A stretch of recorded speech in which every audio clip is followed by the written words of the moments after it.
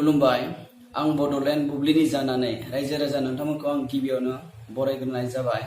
बे समावहाय आं उदालगुरि जिल्लानि सिङाव थानाय पानारि आनसलिकनि सिमलिगुरि गामियाव मानगोनां बिथां मेथाइ खनगिरि आदा फुकन बर' बिथांनि नख'राव आं दायो दंफैयो। बिथांनिफ्राय जों गोबां खोथा मिथिनानै लानि आरो रायजो राजा नोंथांमोनाबो गोबां खोथा मिथिनो मोनगोन। बिथाङा दि मेथाइ खननायजों लोगोसे गावखौ माबायदि साक्सेस जाबोदों आरो माबायदि साक्सेस जेनेबा मेथाइ खननायजों साक्सेस जायो बिथांनिफ्राय नोंथांमोना गोबां खोथा मिथिगोन आरो बे समावहाय जोङो बिथांनिफ्राय गोबां खोथा सोंथि सोंगोन। दा बे समावहाय जोङो आदा फुकन बर'निसिम माने बड'लेण्ड बुब्लिनि जानानै गिबियावनो बरायग्रोनाय जाबाय। साबायखर थाबाय। आंबो माने गोसो गोरबोजों बड'लेण्ड बुब्लि बे नोंथांमोनखौ आं गिबियावनो बरायग्रो। नोंथाङा जे माने मेथाइ खननायखौ जेनेबा मा समनिफ्राय जागायदोंमोन आरो मेथाइ खननानै नोङो माबायदि लाइफखौ दानानै लानो हादों? बे सोंथिया जोबोद साबायखर। आं मेथाइ खननाय जागायजेननाय होनना बुङोब्ला गोबां माने गोलाव जागोन। माने गोबां सुबुंनि गोबां गेदेर गेदेर मानसिफोरनि बिहोमा दं आं माने मेथाइ खननायाव आरो। थ' आंनि मेथाइ खननायनि जागायजेननाय होनना बुङोब्ला आङो स्कुल लेभेलनिफ्रायनो जागायजेननाय, अर्थात M E school to high school आरो दायो माने डिग्री बेबायदि आरो जों जागायलांदों। थ'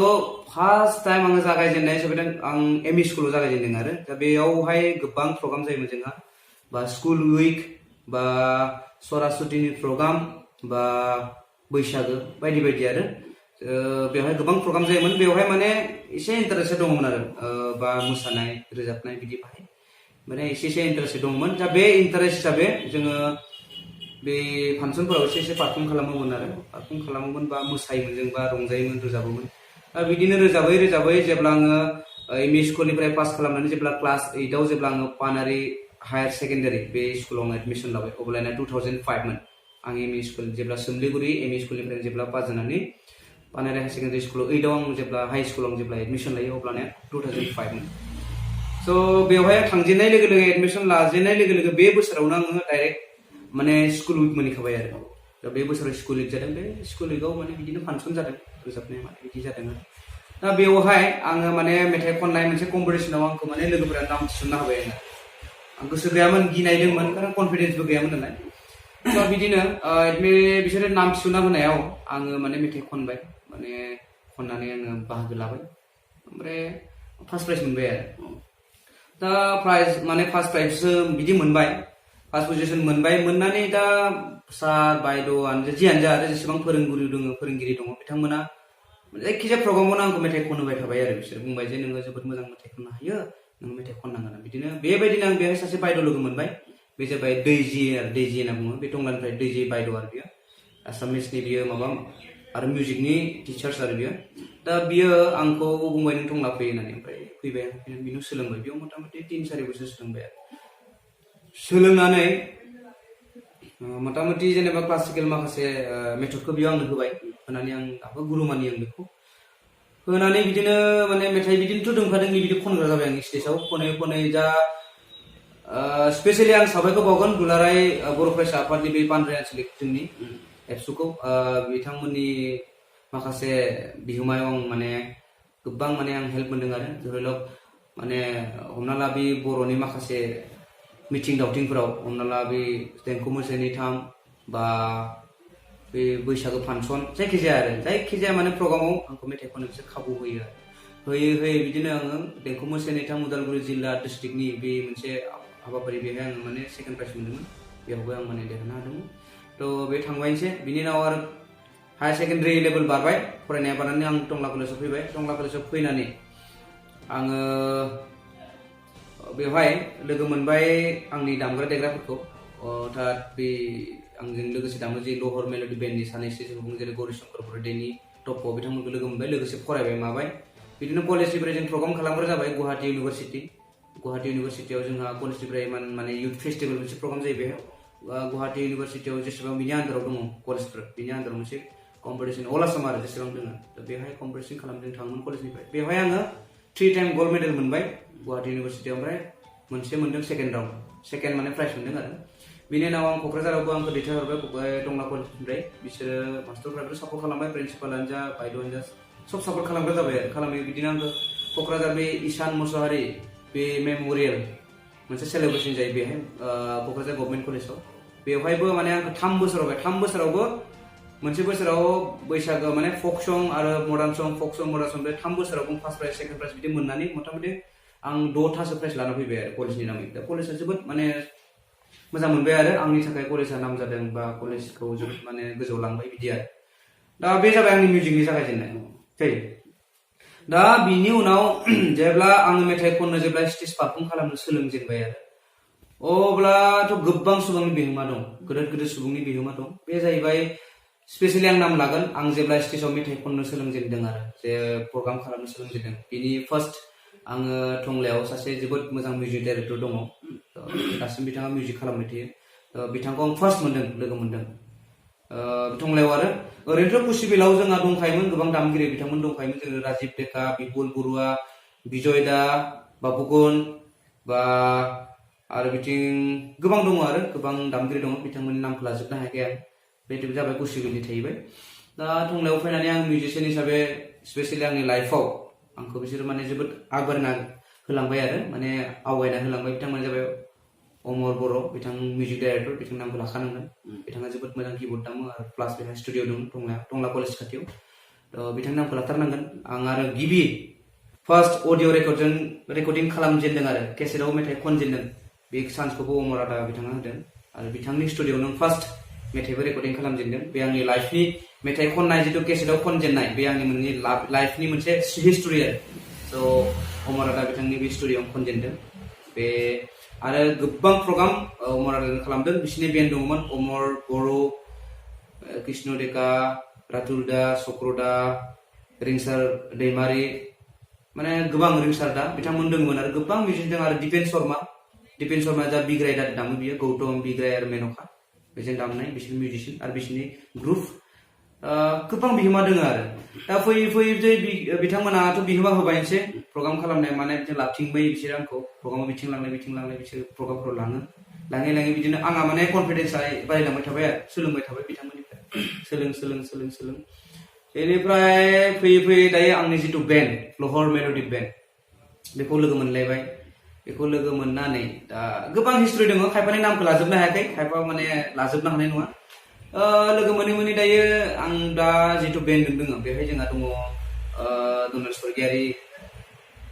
गौरीशंकर बर' राजिब डेका जन दैमारि आरो लोगोसे सुनिल बर' दा बिथांमोना दङ आरो आं दायो बर्थमान थ' बिथांमोना जोबोद मोजां दामो आरो बिथांमोननि दामनायजों बिथांमोननि माने हेल्प खालामनायजों आं दिनैसिम माने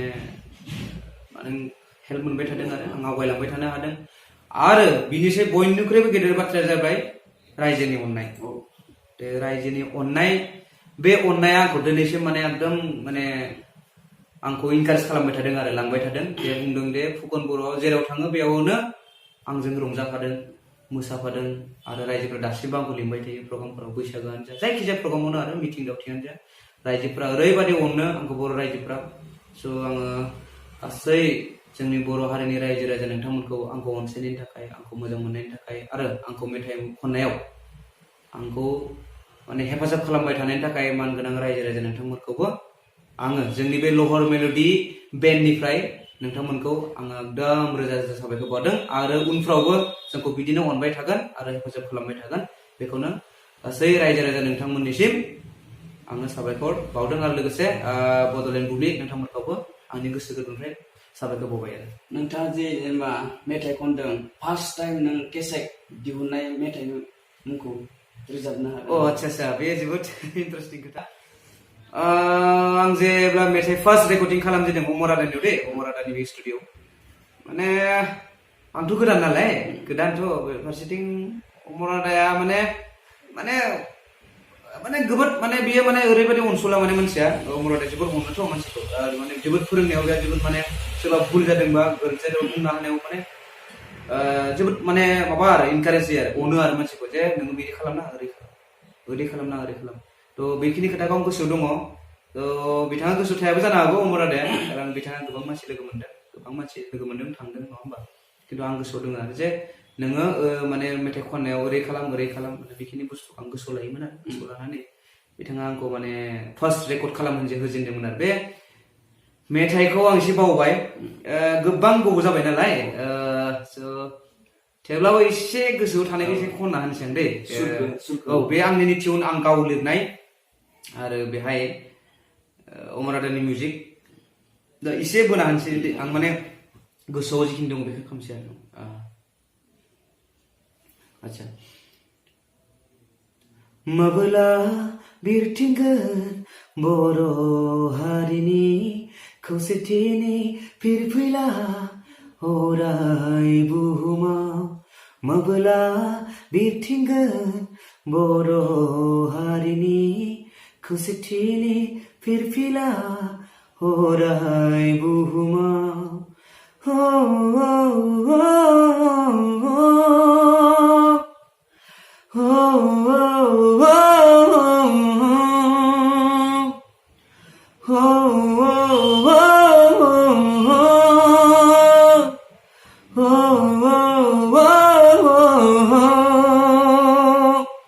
जिखिनि गोसो दङ आं बेखिनिखौ खनबाय मालाबा माने मोजां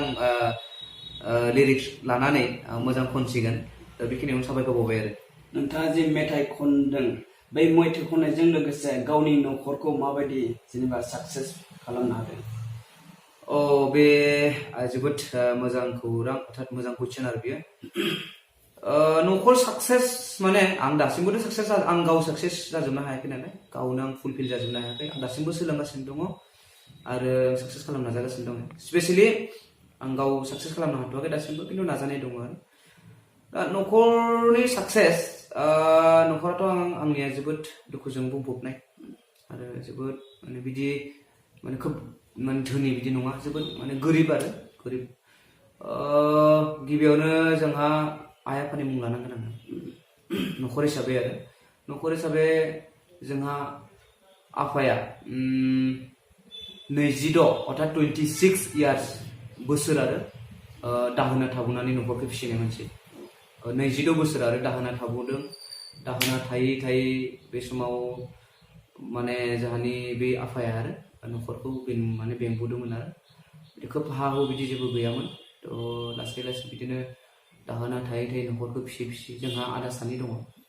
आरो बिनानाव सासे दं थ' बे आदामोनाबो बिदिनो सासेयाबो जोंहा आदा सासे माने गेजेरा आरो बेबो बिदिनो दाहोना थाग्रा उन्दैनिफ्राय बिदि फरायनाय माने बिदि परिबेस बिदि माने गैयामोन आरो माबायदि गैयामोन न'खराव जेने जानाया सोलियोमोन आरो बे समाव जानाय लोंनाय बिदि सोलियो दा बिदिनो गेदेर आदाया फरायदोंमोन बे माने बेबो फरायजोबनो हायाखिसै माने मेट्रिक बिदि आन्दार बिदि मेट्रिक जाना थाबाय आरो दा बेबायदिनो बिनानावखौ आं फरायहोबाय बिनानाव हायार सेकेन्डारि दा डिग्रि फरायदों आरो डिग्रि फरायगासिनो बिदिनो आंबो बिदिनो डिग्रिसिम थांबाय आरो दा बिदिनो न'खर हिसाबै बिदि खोब जौगानाय नङा आरो माने खोब गोरिबमोन आरो आं माने लाजिनाय मोन्दों गावखौ बुंनो थेवब्लाबो आं बुंबाय आरो जोबोद गोरिबमोन जोंहा आफाया जोबोद माने दुखुजों न'खरखौ बेंबोनाय मानसि खिन्थु दा साक्सेस होनना बुङोब्ला आं साक्सेसथ' बुंखायाखै गावखौनो आबुं जाखायाखै नालाय थेवब्लाबो आं मेथाइ खननायनि गेजेरजों आं जथेस्थ' न'खरखौ एसेब्लाबो माने आं सान्थियाव लाबोनो हादों आरो धरिलक माने जानाय लोंनायनिफ्राय लानानै गाननाय जोमनायनिफ्राय लानानै बिनानावनि फरायनाय बा न'खर सामलायनाय प्राय माने आं खरसा पाति आं होनो हादों आरो जथेस्थ' जोंहानि न'खर हिसाबै बा जे आफायाथ' बेसेबां बोसोर माने खस्थ' खालामबावनो नङा होमबा 26 इयार्स माने बे दाहोनायावनो एगारबाय 26 बोसोर दाहोनायावनो एगारबाय थ' दासिम आं आइ आरो आफाखौ माने खोब बिदि खस्थ' बिदि खामानि मावनो माने गावखौनो मोजां नाङा आरो जिहेतु गोबां खस्थ' खालामनानै जोंखौ बेसेबां स्टेजाव माने लाबोनानै होफैबाय थ' बेखायनो आं सानो आरो मेथाइ खननायखौ आं माने मोजाङै माने गोजौ लेभेलाव लांनानै न'खरखौ माबा मोनसे मोजां खालामनो बा आइ आफाखौ मोजाङै सान्थियाव दोननो बा एसेबाबो माने खुसियाव दोननो बिदि मोनसे मिजिं दङ आरो दासिम नाजानाय दङ नाजागासिनो दङ आरो दासिम एसे एनै माने सुखुआव फैदों आरो बेनो आरो न'खरनि आंनि बाथ्रा बिदि आरो नोंथाङा दि इण्डियान आइडलावहाय मेथाइ खननो थाखाय सेलेक्सन जादोंमोन बियो माबायदि जानानै थांखो आच्छा बेखौ सोंदों आं जोबोद साबायखर बावदों नोंथांमोननिसिम बेखौ गोबां मानसियानो माने सोंदों आंनियाव किसुमानखौ फेसबुकनि जुगि माने आङो एन्सार होनो हादों किसुमानखौ वाट्सएपाव हरदों किसुमान रायजो राजाफोरा मिथियाखै बेखौ सोंथि सोंनाय साबायखर थाबाय नंगौ आङो इण्डियान आइडल 2019 सिजन 11 बे इण्डियान आइडल दायो जागासिनो टिभि बे सनि टिभियाव जागासिनो नंगौ आं बेहाय आं बाहागो लादोंमोन आं गुवाहाटीयावहाय मोननै राउन्ड जादोंमोन बेहाय बै मोननै राउन्डखौबो आं पास खालामदोंमोन बै मोननै राउन्डखौ पास खालामनाय बिसोर आंखौ कालकाता हरदोंमोन कालकातायावबो मोनसे राउन्ड जादों बेयावबो आं पास खालामदोंमोन दा कालकातायाव पास खालामनानै आंखौ बम्बाइ हरबाय बिसोरो बम्बाइयावबो थांबाय थांनानै आङो बम्बाइयाव आरो मोननै राउन्ड जाबावदों बे मोननै राउन्ड जाबाय फार्स्ट राउन्डआव जादों हारसिं हारसिं खननाय माने सिंगोल आरो बे हारसिं हारसिं खननायावहाय बेवहाय आं देरहादोंमोन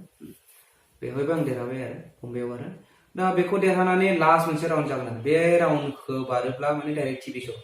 माने मेगा अडिशन आरो माने अपेन आरो बियो सेलिब्रिटि जाजखौ मोनगोन आरो बे जाहैबाय बेबो मेगा आं जिथु हैदोंमोन बेबो मेगायानो खिन्थु सेलिब्रिटि जाजखौ मोनाखैमोन दा बे लास्ट जिथु माने लास्ट राउन्ड होगोन बेखौ बारोब्ला डाइरेक्ट मेगा अडिशन मोनथा टिभि श' जागोन दा बे मोनसे राउन्ड बारखांनानै बे मोनसे राउन्डआव मा जाबाय बिसोरहाय मोनसे रुल्स दङ माने साबा ग्रुप खालामबाय बिसोर दा बे साबा ग्रुपआवहाय मोनसे रुल्स दङ बिसोरा बे रुल्सआ जाहैबाय साबायाव जुदि साबा खननायाव जुदि सासे जुदि गोरोन्थि खालामो माने ग्रुपखौनो आउट खालामगोन आरो बे मोनसे रुल्स जाहैबाय बेहाय बेबायदिनो आं आसामनिफ्राय थाबाय कलकातानिफ्राय सासे थाबाय उरिष्या बेंगलर आरो बम्बे जों साबा ग्रुप जाबाय आरो बे साबायावहाय सासे हिन्जावसा दंमोन बे जाबाय उरिष्यानिमोन उरिष्यानिफ्राय फैनाय दा बिदिनो बिसोरो बे लास्ट राउन्डनि थाखाय साबा ग्रुप खालामबाय बेहाय सासे गुरु होदों आरो जोंनो आरो मिउजिशियानबो होदों बिसोरो बे गुरुजों रिहार्सेलबो खालामनानै जोङो इन्सट्रुमेन्टेल अर्थात मिउजिशियानबो होनानै बिदि माने जोंहा रिहार्सेल जों जाजोब्बाय आरो जाजोबनानै जोंखौ माने कम्पिटिसन लांबाय कम्पिटिसन लांनायाव जों खनबायबो खननायाव ओरैबायदि खाफाल गाज्रि जोंनियाव सासे माने कलकातानि खनगिरिया बे माने गेजेराव गोरोन्थि खालामबाय दा बे गोरोन्थि खालामनायनि थाखाय रुल्सआथ' बेनोखा जे बेयाव सासे गोरोन्थि खालामोब्ला साबाबा आउट बेनि थाखाय जों आउट जानो गोनां जाबाय बे कलकातानि बे खनगिरि गोरोन्थि खालामनो थाखाय जों बे माने आउट जानो गोनां जाबाय माने जोबोद दुखुनांथाव खोथा बेखौथ' आं मा बुंनो दा बे खाफालनि बाथ्रा आं बुंनांसिगोन नाजानाय दङ आरो फैबाय थादों आं नाजाबाय थागोन आं जेब्लासिम माने सानसे समाव बे टिभि श' बे जायखिजाया माने श'आव आं सानसेबाबो माने आगान होनो आङो माने आंहा मिजिं दङ थांखि दङ सानसेबाबो होगोन आरो आङो दा बे आंनि मोनसे फोथायनाय आरो अभारअल रायजोफोराथ' अनखायो नङा होमबा रायजोफोरनि अननायजोंनो आं दिनै बिसिम माने आवगायलांनो हादों बा नाजादों बिथांमोननि अननाया जेब्लाबो थागोन आरो नोंथांमोननि अननायाबो थागोन जिहेतु नोंथांमोननि बे चेनेलनि थाखाय जों रायजोफोरनि माने खाथियाव जों थांनो हायो बा रायजोफोरा जोंखौ थाबैनो सिनायनो हायो जा बड'लेण्ड बुब्लि नोंथांमोनखौबो जों साबायखर बावदों आंनि बे लहर मेल'डि बेन्डनिफ्राय आरो दिनै बेयाव फैनायनि थाखाय आरो आंजों दान्दिसे बे मोगा मोगि लानायनि थाखाय आरो आंखौ बे सोंनाय फिननाय लानायाव आंखौ हेफाजाब खालामनायनि थाखाय नोंथांमोनखौ साबायखर बावदों।